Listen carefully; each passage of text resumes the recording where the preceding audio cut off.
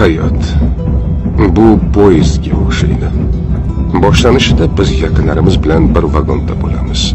Onalar, otalar, buvilar, buvalar, bolalikdagi do'stlar, qo'shnilar, sinfdoshlar. Hammamiz bir-birimizni taniymiz.